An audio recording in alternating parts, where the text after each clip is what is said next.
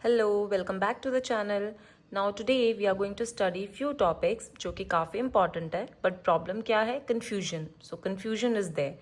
सो अब हम क्या करेंगे? We are going to study those concept एक बड़े ही ईजी मैनर में। तो and the name of the topic is economics in canteen.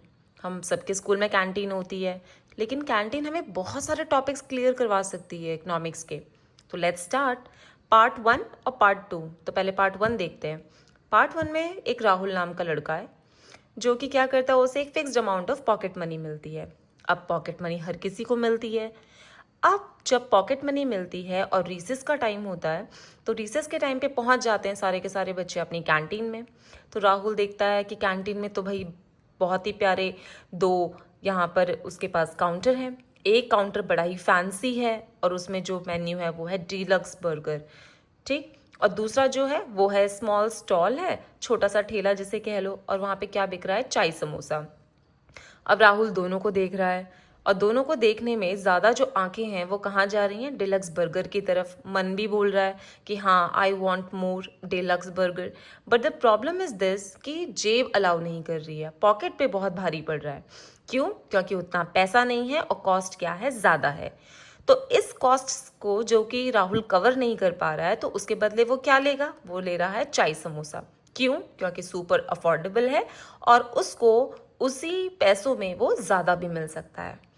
तो अब राहुल क्या करता है? वो अपने हर एक दिन के स्पेंडिंग का रिकॉर्ड ट्रैक कर रहा है, ठीक है। तो ट्रैक करते करते उसने क्या किया? राहुल ने एक ऐसा कॉम्बिनेशन निकाला कि उसने 3 दिन तक चाय समोसा खाया क्योंकि वो सस्ता था, और चौथे दिन यानी फोर्थ डे उसने खाया डीलक्स बर्गर। जो पैसे उसने यहाँ सेव किए थे उसने उसको डीलक्स बर्गर में क्या कर लिए? यूज कर लिए, ठीक। और इस दिन राहुल को मिल गया मैक्सिमम सेटिस्फैक्शन, क्योंकि डीलक्स बर्गर तो वो वैसे भी खाना चाहता था। तो ये जो यहाँ पर राहुल को सेटिस्फैक्शन मिला है, this is known as consumer's equilibrium, यानी कि a situation where Rahul gets maximum satisfaction, ठीक। सेटिस्फैक्शन को वैसे हम मेजर नहीं कर सकते हैं, ये इंटेंजिबल है, एक फीलिंग है। लेकिन इकोनॉमिक्स में इसको और बेटर स्टडी करने के लिए हमने इसको नाम दिया है utility.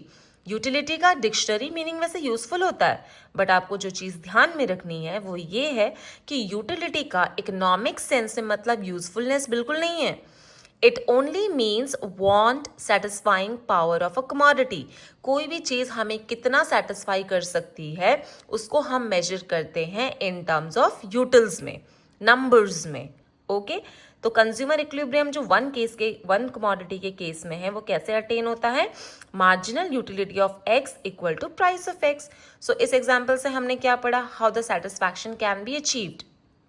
Now let's take part 2। In part 2 अब हमने कहा कि राहुल के पास पहले जितने भी पैसे थे, अब उसका कंडीशन आ गया है कि राहुल को और पैसे मिल गए। पैसे कैसे मिले? राहुल ने बड़ी मेहनत करी, अच्छे मार्क्स लेकर आया और पापा मम्मी ने खुश होकर दे दिया उसको एक्स्ट्रा पॉकेट मनी। अब तो राहुल के आ गए मजे। क्यों? क्योंकि पहले वो बेचारा बड़े मैनेज करके चौथे दिन डिलक्स बर्गर खा रहा था, अब डेली वो उस फैंसी स्टॉल में जा रहा है और अपना मनपसंद बर्गर को खा रहा है, ठीक है। और जो चाय समोसा है भाई, अब तो पॉकेट मनी ज्यादा हो गई है, तो चाय समोसे को उसने बिल्कुल भूल गया वो। तो अब यहाँ पे समझने वाली बात क्या है?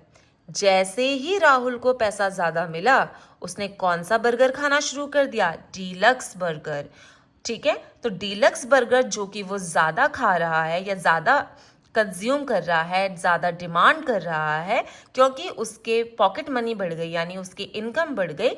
तो डिलक्स बर्गर की डिमांड बढ़ी है क्योंकि इनकम बढ़ गई है राहुल की। तो राहुल के लिए डिलक्स बर्गर है normal good.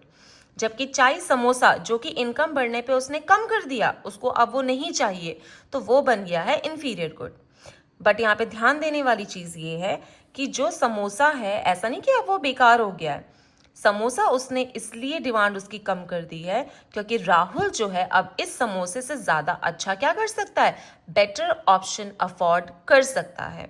So for Rahul, when the money increases, when his income increases, deluxe burger becomes a normal good with positive income effect and chai samosa becomes an inferior good. So that's all for today's concept. So we have learned economics in the canteen also. Stay tuned and please follow for more updates.